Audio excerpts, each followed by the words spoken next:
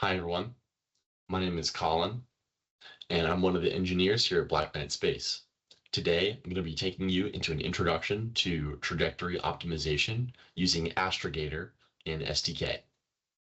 The mission that I have modeled here today is a satellite in LEO for 2 hours before it maneuvers into a geostationary orbit where it'll stay there for a day, and that's using a Hohmann transfer. For those of you that don't know, a Hohmann transfer is an elliptical path that provides the minimum delta V connection between two coplanar circular orbits. In this example I have up here, the two circular orbits are in green and purple, and the transfer ellipse, the Hohmann transfer, is in blue. And once again, delta V is the change in velocity produced by a burn, the firing of a spacecraft's engines to intentionally change its trajectory, and is the fundamental currency of orbital mechanics.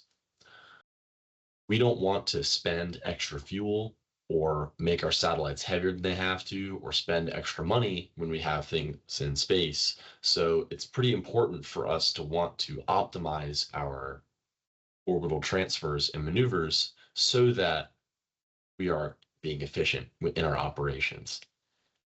What Astrogator is going to do is it's going to be able to not only model our mission, but it's going to be able to calculate what types of burns we need in order to achieve our desired mission properties.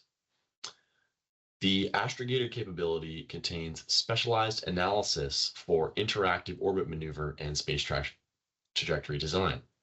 Astrogator calculates the satellite's ephemeris by running a mission control sequence, or MCS, that you define according to the system requirements of your mission.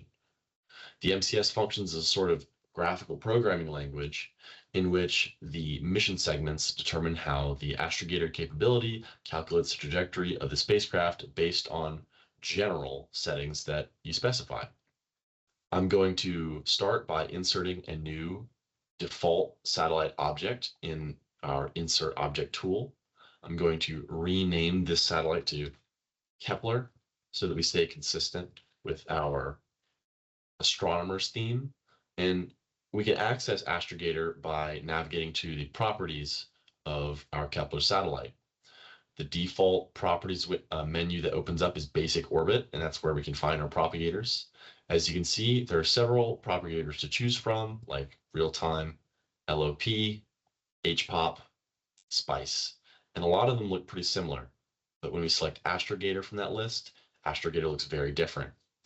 This window right here is this MCS. And what it does is it gives a graphical representation of the segments that you can split up your mission into. And you can reorder those segments, but it's just a lot easier to understand and much more intuitive. This is why I prefer Astrogator over any of the others. The initial conditions that we're going to start off with are orbit epoch, coordinate system, coordinate time, respectively. That's our reference time, reference frame, and how we uniquely define the orbit based off of available information. We're not going to use Cartesian coordinates today. We're just going to go ahead and use classical orbital elements. Keplerian is what we're going to select. We're going to start off with a circular orbit, so we don't have to worry about a semi-major axis. We can select periapsis radius and element type. Our radius is going to be 6,700 kilometers. We're going to have an equatorial circular orbit, so we can keep the eccentricity and the inclination as 0. If you'll notice, I had to type those variables one at a time. There's a couple different ways that you can enter your initial state information. One of those being using this initial state tool right here, where you can upload from a certain imported file. And you can also set full state by copy pasting all of the orbital elements at once that you need. Those can save you a lot of time. So spacecraft parameters and fuel tank are extra information that you can provide so that you can heighten the precision of your force models as you're propagating with Astrogator. So what I've done here is I've went and entered my maximum fuel mass and fuel mass to be 5,000 kilograms each. So if we're going to take a look at our Copernicus satellite again. As you can see, you've got 3 different colors here for the 3 different types of orbits we're going to go through for this mission. And to go from one orbital state to another, you need to have a maneuver of some kind. So if we're going to start from start to finish, we can break up our Hohmann Transfer mission by starting with propagating the green orbit, adding a delta V to maneuver into the blue orbit. We're going to have the blue orbit. We're going to maneuver into the purple orbit, and we have the purple orbit. So when we go back to our Astrogator, I'm going to go ahead and put those segments into our MCS. There's a couple ways you can add segments in the MCS. One of them being clicking this Insert Segment After button. I'm going to select Maneuver.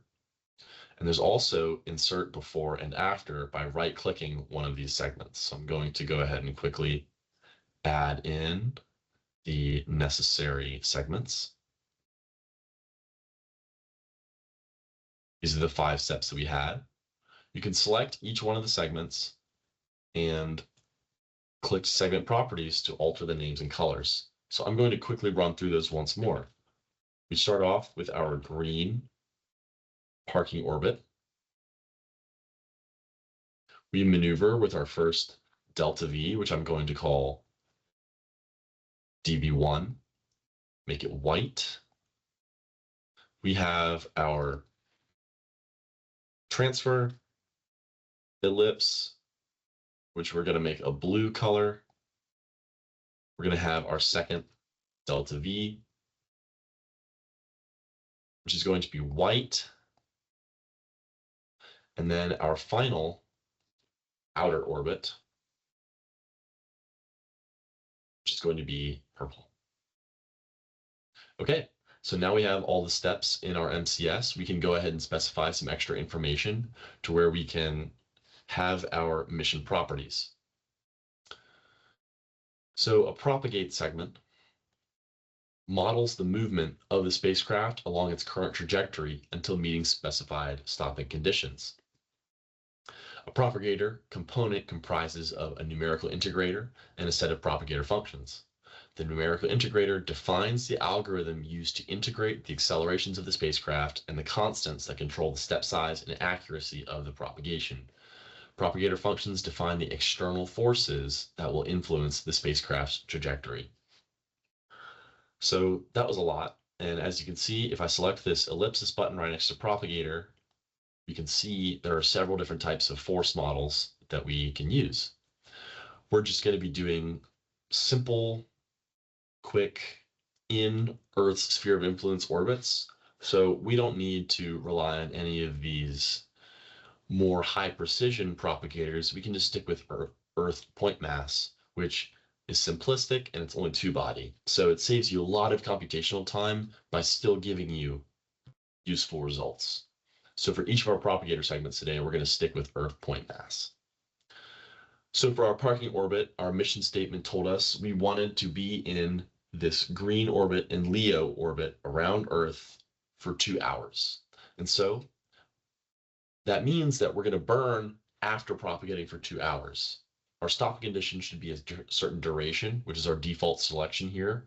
And we want it to be after 2 hours, which is 1,700 seconds.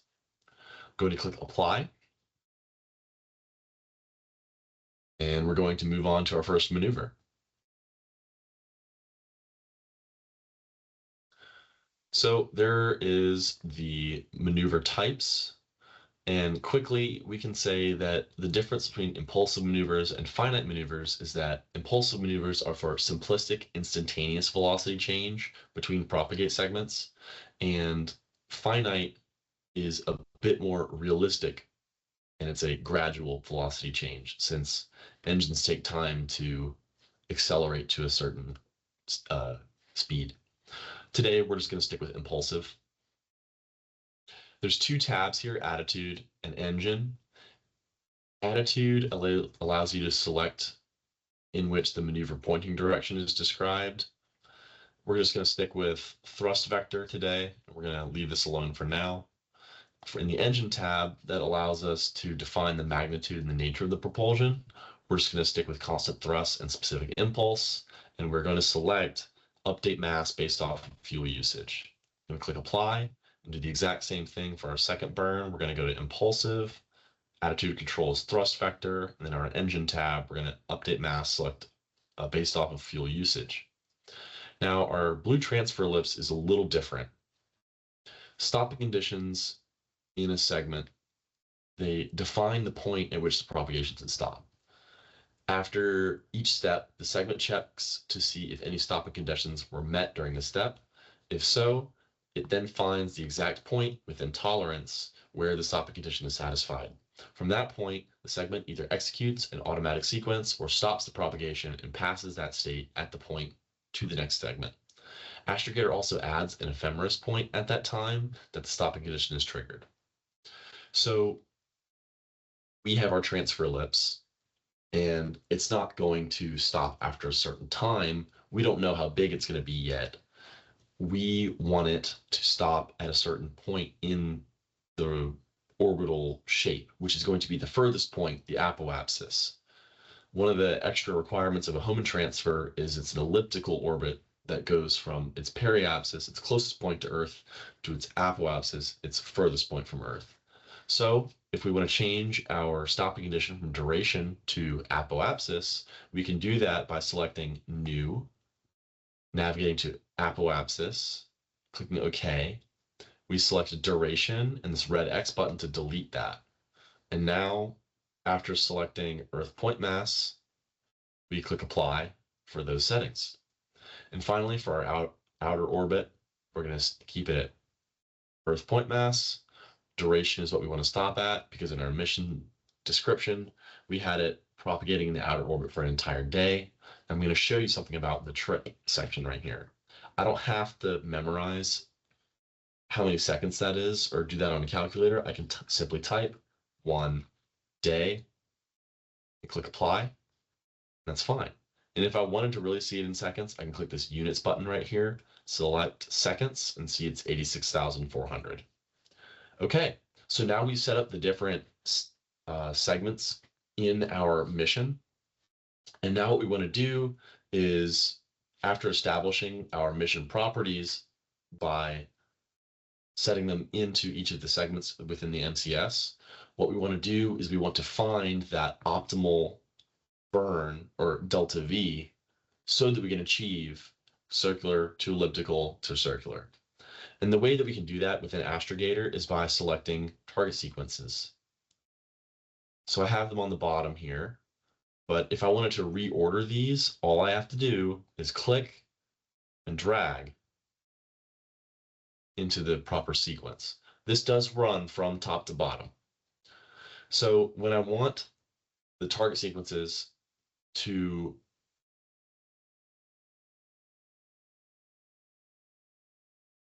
target a certain thing, I'm going to nest them inside the target sequence. We want to target our delta V for our maneuver. So as you can see, I have nested each of our maneuvers inside the target sequences.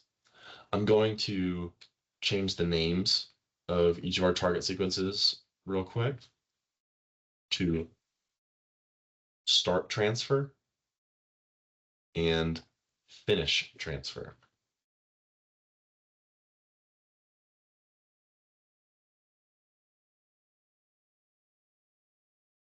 What we want to do is we want to achieve a goal value or a set of values by testing out and iterating different delta V's in this case until we reach the goal that the target sequence checks. When I navigate to start transfer, you can see I have something called a differential corrector in this profile. And a differential corrector profile uses a differential correction algorithm to achieve a goal value or set of values. The value that the profile targets are called independent variables or control parameters. The values that define the goal of the profile are called dependent variables or quality constraints or results. When the target sequence runs, it will change the values of the independent variables to achieve the goal. You can use any element of a nested MCS segment or linked component as an independent variable. So what we want to do in this specific case for our first burn is we want to find the right delta V in this case so that we can achieve that elliptical orbit. Our independent variable is going to be our speed. So I can select this little target that appears once we nest our maneuver into our target sequence so that we have this established as the control parameter. And then while still in DV1, I navigate to this small result spot button at the bottom. And for our first burn, we want it to calculate for a desired size of our elliptical orbit, and that's going to be the radius of our apoapsis. So we navigate to Keplerian elements and down to radius of apoapsis.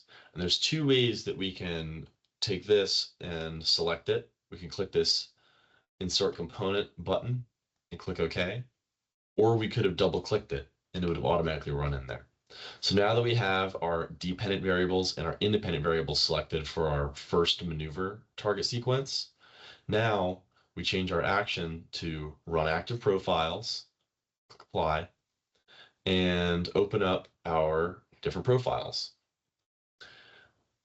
So a differential corrector adjusts one or more control parameters until specified results reach exact target values, making it the standard choice when you know what endpoint you want rather than what quantity you want to optimize. It's very helpful for skipping unnecessary calculations. And a key distinction is that the differential corrector seeks a requested value while SNOPT, IPOPT, grid search, and golden section search each seek the best value. We're just going to stick with differential corrector for today. And as you can see, you could run multiple at once. We're just going to delete this one and stick with this guy today. We can either double click to open up its properties or select properties button. We want to use this control parameter selected and this equality constraint that we selected. And our desired value in equality constraints is going to be the radius of our outer orbit so that they reach the same radius when we get to the apoapsis of our ellipse and the radius of our circular orbit. And that is going to be our geostationary radius, which is 42 to 38 kilometers. We want the steps between each test iteration value to be 300 meters per second. So that's our max step right here. And that's all we need to have at the moment. So we click OK. This differential corrector is set up. We're going to click apply, make sure that run active profiles is selected. Now we're going to navigate to our second maneuver. Once again, we're trying to find the proper delta V. So we're going to select this target again as our independent variable, our control parameter. And then in our results section, our second burn. So earlier, I had said that we wanted to go from circular to elliptical, and we want to choose that of a certain size. But now what we're going to be doing is we're going to be at that radius, and we want to go from elliptical orbit to circular orbit at the same radius. Therefore, the only thing we're going to change is our desired eccentricity. We can double click that to put it over here. Now that we have our independent variables and our dependent variables, we can navigate to finish transfer, run active profiles, select our differential corrector, check these boxes, and our desired eccentricity is circular, so it's 0, that's good. We really want it to be circular and accurate, so we're going to change that tolerance to be a little smaller. We want the same max step, so we're going to keep that as 300 meters per second. Select OK. And now we have our our MCS, so that it's going to execute in the order that we'd like, and it's going to solve for the proper delta V's that are optimal for our mission properties. And once we do that, we can click this green Run Entire MCS Sequence button. And as you can see, we have these two little windows that show us some summary information about our differential correctors. I'll minimize those for now. And as you can see, we have white around here. We can fix that by clicking this little eraser button, Clear Graphics. And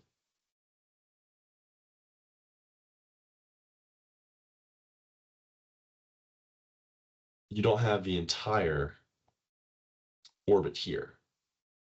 So what I'm going to do is I'm going to reset the time, and I'm going to navigate from basic orbit all the way down to 3D graphics pass in the properties window.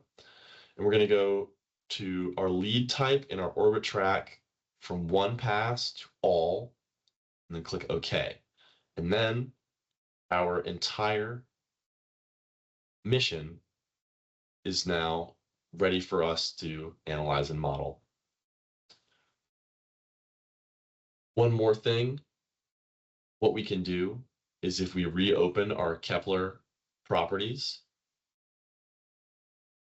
we can navigate over here to Summary, and we're provided with a large report regarding several data points about our mission. And another report we can access is by right-clicking Kepler, going to Report and Graph Manager, and going to something called a Maneuver Summary Report. Once we generate that, it gives us a summary of several different properties about our burns, what delta V's that we acquired, as well as how much fuel mass we spent. So it has each of them time labeled, and it has global mission properties as well.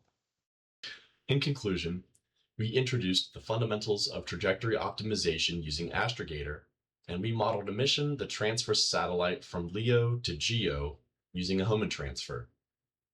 We learned how to create and configure a satellite using the Astrogator propagator, how to define initial orbital conditions and spacecraft parameters, and how to build a mission in the MCS using propagation and maneuver segments. We also learned best practices for structuring and visualizing a mission sequence for clearer analysis and optimization. We applied target sequences to optimize the transfer by calculating the precise delta V values needed to meet mission objectives. We reviewed the mission summary report to evaluate mission-wide results, including total delta V, fuel consumption, maneuver performance, and other key global mission properties. We ended up determining that for our mission, we can reach our final orbit using 3,702 kilograms of fuel. I'm Colin with Blacknight Space. Thank you for watching.